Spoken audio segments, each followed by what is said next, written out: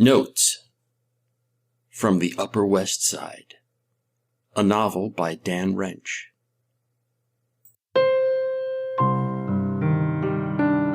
Chapter 61, The Daddy-Free Beach House.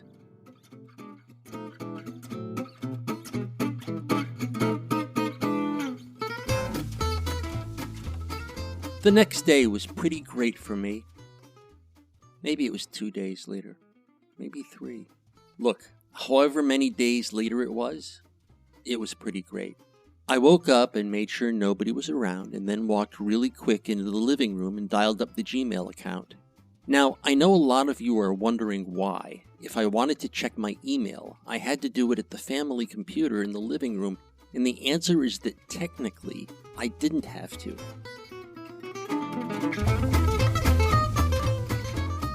But think about it. Suppose I'm the guy who grabs his phone off the nightstand to check for little messages before he even gets out of bed, while the wife is lying right there, staring. Yeah, first thing she's going to wonder is what I've got going on that can't wait.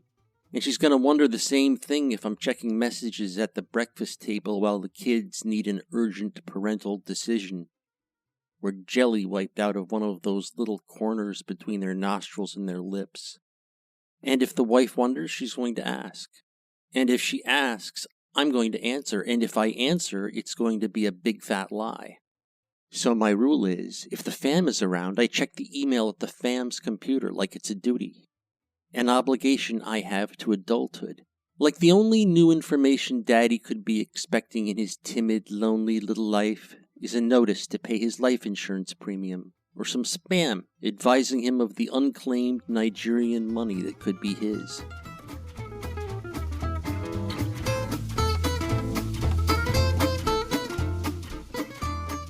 Daddy wants to dispatch this obligation early, yes, but not so early that an onlooker might consider him eager. So I looked casually at the screen to check, and yes! Reply from Cammy Camster McCamacam to the email I'd sent her just a couple days before. Yes, the one where I called her Little William. The one that made me want to execute myself only seconds after sending it.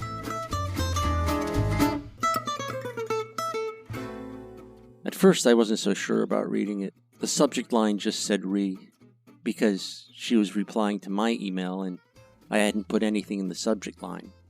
So I let it sit there for a while with just her name and Re. Then I heard the wife bumping around in the bedroom. That meant she'd be out in a sec and the boys would be up. I didn't have any time to waste, so quick. I clicked the email and saw it was a couple paragraphs I didn't have time to scan except to see some word that looked like stump at the top. So I closed the browser quick and started running the little utility that destroys the evidence. Junior thinks it's a virus scan that I run every day, but it's actually killing any little picture, or tidbit, or texty thingy that the browser leaves on the fam's PC that could end up making me come home one day to catch the wife sitting at the computer and sobbing, before she looks up at my face and screams, "You asshole!" Then she hires a lawyer to leave me for dead while she goes off to raise the boys in some daddy-free beach house.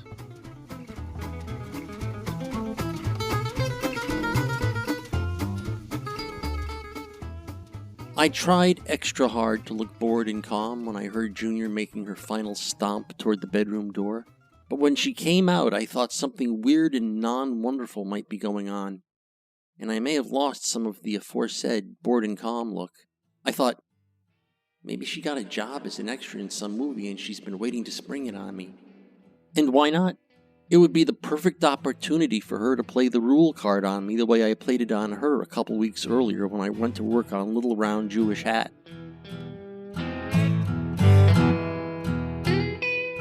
I mean, she definitely wasn't wearing one of her usual outfits.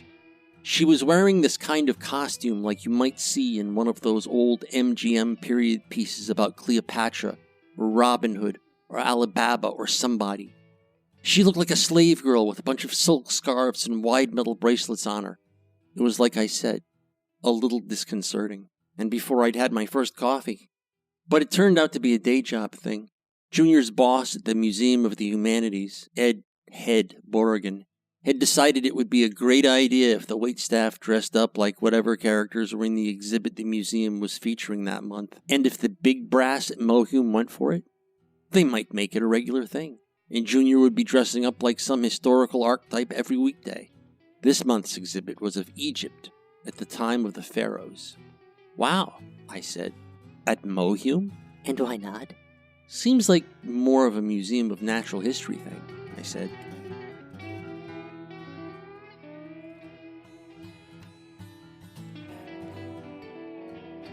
Junior didn't call me a know-it-all or a Weisenheimer or anything, but she assured me there was plenty of Museum of the Humanities material to be had in Egypt at the time of the pharaohs. I just stared at her. She was definitely looking exotic. In addition to the scarves and the bracelets, she was wearing this wraparound blouse. The blouse was striped yellow and brown like a tiger and showed a lot of skin. Junior's cleavage was supple and hefting. It was come-hither cleavage.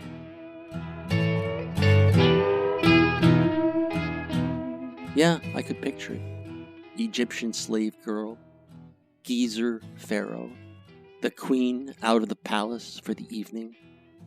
Junior was irritated that morning. Actually, she was still irritated from the day before when good old Head told some fucktard at the museum that she was in her 40s. The fucktard looked all shocked and said, "Shit, you're old," in a really loud voice with lots of people listening, and now it was a big joke among the waiters Junior had to manage.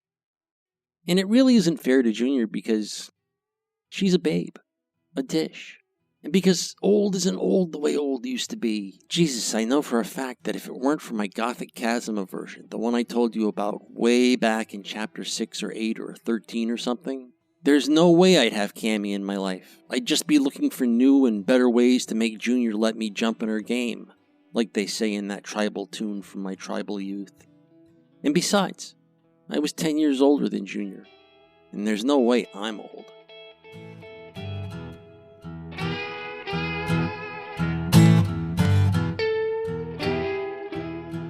Notes from the Upper West Side is a work of fiction. The people depicted in this work do not exist. Notes from the Upper West Side, copyright 2013 to 2018, by Dan Wrench.